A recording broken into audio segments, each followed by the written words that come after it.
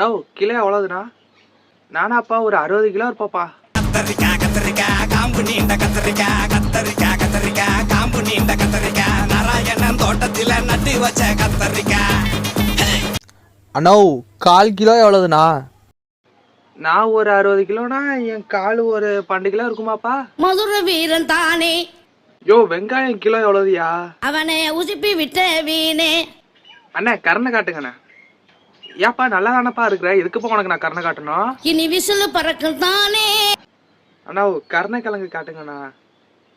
கருணைக்குனா எந்த கிழங்கும் கொடுக்கறது இல்லப்பா, நாங்க எல்லாமே காசுக்கு தான் கொடுக்குறோம். என் பேர அடி மதுர வீரன் தானே. அண்ணா அவரை போட்டீங்களாண்ணா? எவரை போடணும் சொல்லு, போட்டுருவோம்.